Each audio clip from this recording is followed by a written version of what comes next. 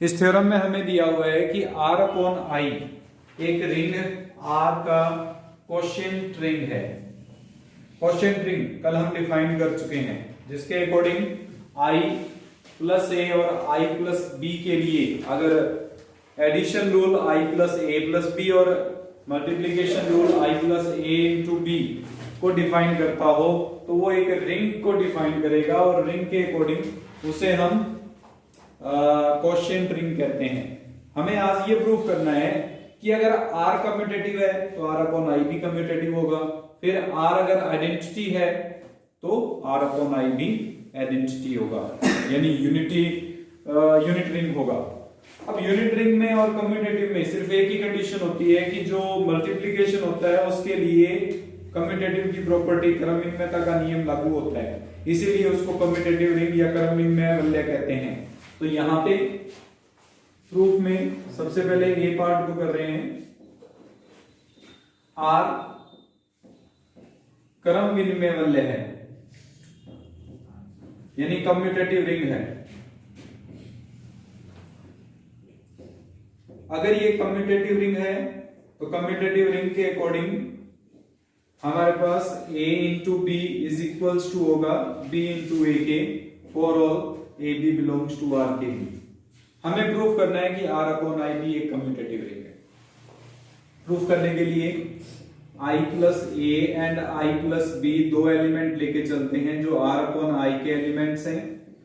I plus A into I plus B को define करते हैं। अकॉर्डिंग टू रूल इसको हम I प्लस ए बी लिख सकते हैं।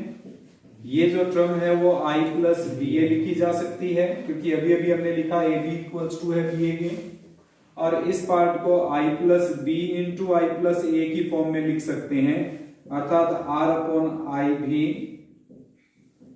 कम्यूटेटिव रिंग है, जो हमें सिद्ध करना था। इसी में बी पार्ट में हमें प्रूफ करना है कि अगर R आइडेंटिटी रिंग है, बी पार्ट हम प्रूफ कर रहे हैं R तत्समकी वलय है। तत्समकी वलय आइडेंटिटी रिंग, इसका मतलब इसमें आइडेंटिटी एग्जिस्ट करती है। ये इस प्रकार से एग्जिस्ट करती है कि E A और A इंटू E जो है वो A के इक्वल है। हमें प्रूफ करना है कि R अपॉन I भी आइडेंटिटी रिंग है। R अपॉन I को आइडेंटिटी रिंग प्रूफ करने के लिए I प्लस A का मल्टीप्लाई I प्लस E से करेंगे, रिजल्ट आएगा I प्लस ए ई जो I प्लस ए के इक्वल है। कुछ इसी फॉर्म में I प्लस ई का I प्लस ए से मल्टीप्लाई करते हैं, ये भी I प्लस ई ए, और I प्लस ई ए का मतलब I प्लस ए के इक्वल है, अर्थात I प्लस ई जो कि एलिमेंट है R अपॉन I का एक तत्समक अवयव है। तत्समक यानी आइडेंटिटी, और अगर इसमें आइडेंटिटी एग्जिस्ट करती है तो हम कहेंगे R अपॉन I तत्समकी वलय है, यानी R अपॉन I जो है वो एक यूनिट रिंग है, जो हमें प्रूफ करना है। अब जब भी हमारे पास R एक क्रमविन्मय वलय दिया होगा, तत्समकी वलय दिया होगा, R अपॉन I को भी क्रमविन्मय तत्समकी वलय लेके चलेंगे। विभाग वलय भी क्रमविन्मय तत्समकी होगा उस स्थिति में। इसमें 3.12 थ्योरम में किसी वलय R का प्रत्येक विभाग वलय, यानी एक विभाग वलय हम लेके चलेंगे, वो R का एक समाकारी प्रतिबिंब होता है, ये सिद्ध करना है। R का समाकारी प्रतिबिंब होने का मतलब क्या होगा? एक तो समाकारिता मॉर्फिज्म, उसकी कंडीशन को सेटिस्फाई करता है। प्रतिबिंब का मतलब आच्छादक है, यानी एक तो समाकारी की शर्त को पालन करता है और एक आच्छादक भी होगा। समाकारी की शर्त का मतलब एक फलन परिभाषित करना पड़ेगा। हम मान के चलते हैं, इसमें माना R अपॉन I R का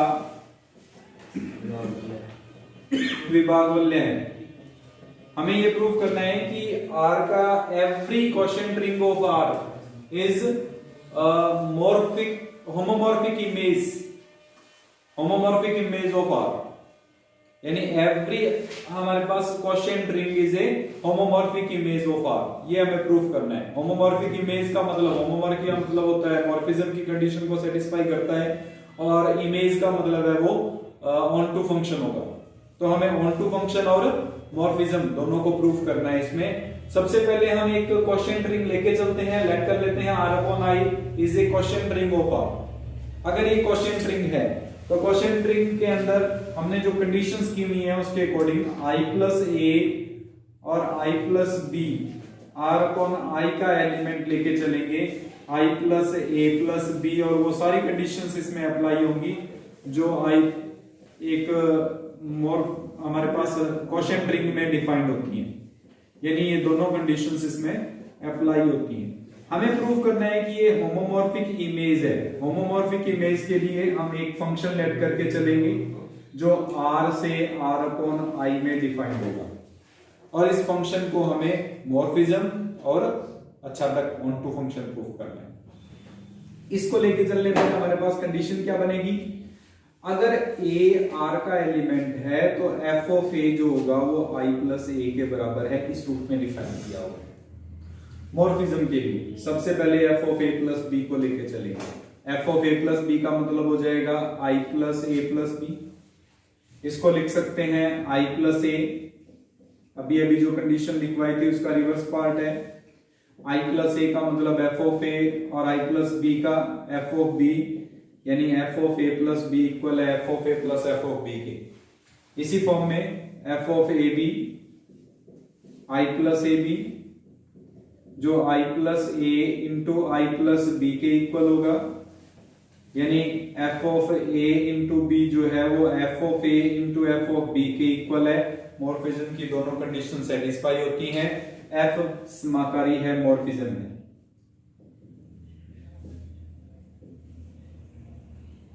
उसके बाद में हम प्रूफ करेंगे ऑन टू फंक्शन।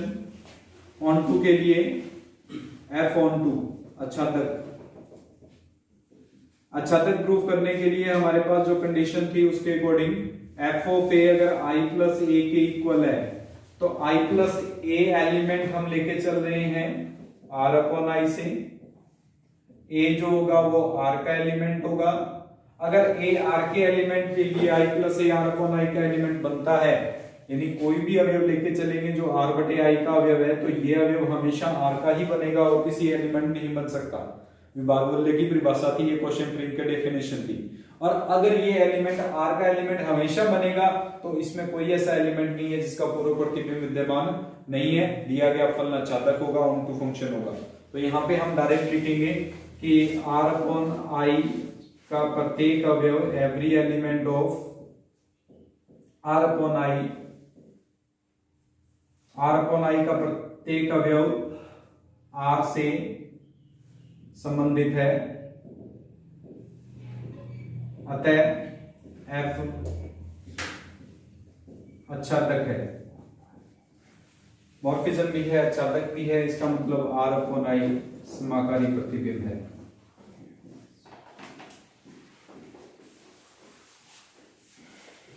जो हमें सिद्ध करना,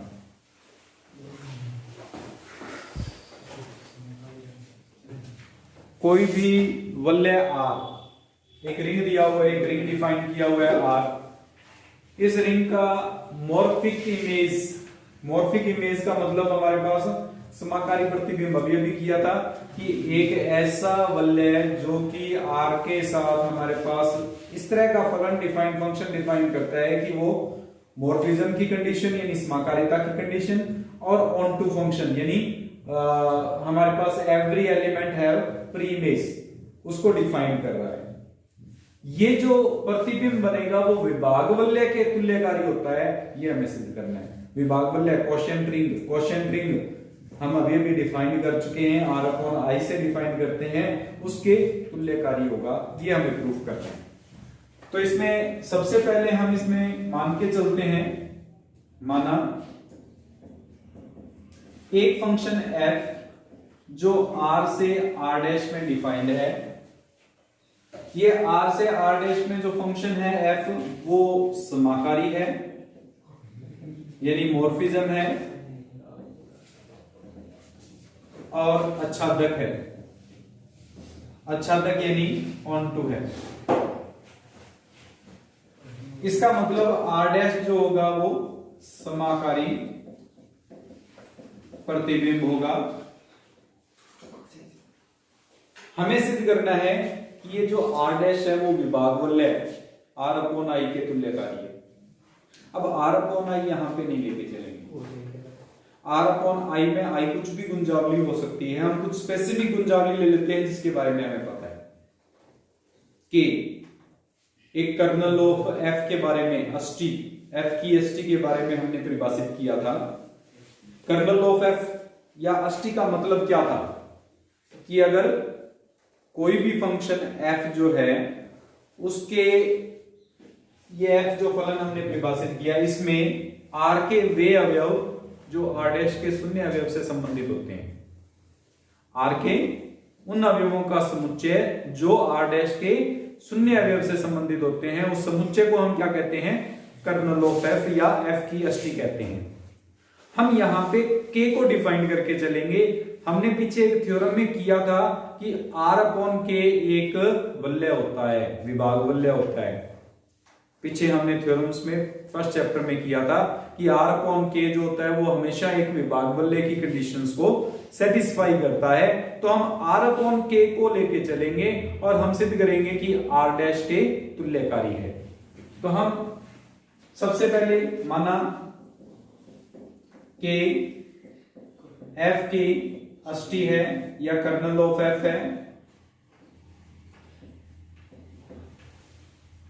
कर्नल ऑफ एफ की डेफिनेशन के अकॉर्डिंग अगर ए आर का एलिमेंट इस फॉर्म में हो कि F of A is equals to 0 dash, तो ए जो है वो के का एलिमेंट होता है, ए के को बिलोंग करता है, ऑलवेज कर्नल ऑफ एफ का एलिमेंट माना जाएगा। हम आर अपॉन के, आर का विभाग वलय है और इस आर अपॉन के लिए एक क्वोशिएंट रिंग है, क्वोशिएंट रिंग है, ये हम लेके चल रहे हैं इसको, ये क्वोशिएंट रिंग को डिफाइन करता है और हम इसमें प्रूव करेंगे कि आर अपॉन के तुल्यकारी है आर डैश, ये हमें सिद्ध करना है। पूरी थ्योरम देख लीजिए दोबारा से। हमें आर एक समाकारी प्रतिबिंब, आर का प्रत्येक समाकारी प्रतिबिंब, आर डैश को समाकारी प्रतिबिंब ले लिया हमने, एक मॉर्फिक इमेज ले ली हमने। इस मॉर्फिक इमेज को विभाग वलय के, उसके विभाग वलय के तुल्यकारी होता है, यानी आर अपॉन के एक विभाग वलय क्वोशिएंट रिंग लिया था। हमें प्रूफ करना है कि ये आर अपॉन के एंड आर डैश जो है वो तुल्यकारी है। तुल्यकारी, आइसोमॉर्फिज्म। आइसोमॉर्फिज्म का मतलब क्या था, एक फंक्शन डिफाइंड होगा, वो फंक्शन मॉर्फिज्म भी होगा, वो फंक्शन 1-1 भी होगा, वो फंक्शन ऑन टू भी होगा। अगर ये तीनों कंडीशन सेटिस्फाई करे फंक्शन आर अपॉन के से आर डैश में, तो उसे हम आइसोमॉर्फिज्म कहते हैं, तुल्यकालिका कहते हैं। ये हम इसमें सिद्ध करेंगे। तो एक फंक्शन लेके चलते हैं फाई, जो आर अपॉन के से आर डैश में डिफाइंड है कुछ इस प्रकार से कि phi of K plus A equal होगा आर डैश का एलिमेंट, क्योंकि एफ जो था वो आर से आर डैश में परिभाषित था। अगर एक एलिमेंट ए आर का लेके चलते हैं तो आर डैश का एलिमेंट एफ ऑफ ए बनेगा हमेशा। एफ ऑफ ए किसका एलिमेंट होगा, आर डैश का। अगर आर डैश का एलिमेंट बनता है तो यहां पे अगर फाई ऑफ के प्लस ए लेके चलेंगे तो इसके इक्वल में आर डैश का एलिमेंट लिखना है, वो एफ ऑफ ए से डिफाइन किया जाएगा। हम एफ ऑफ ए लेके चलेंगे और इसको हम अकेकी, आच्छादक और वो सारी कंडीशन जो थी हमारे पास समाकारिता, उनकी कंडीशंस को सेटिस्फाई करवाते हुए ये चेक करेंगे कि ये तुल्यकारिता की कंडीशन को सेटिस्फाई करता है या नहीं करता। सबसे पहले अकेकी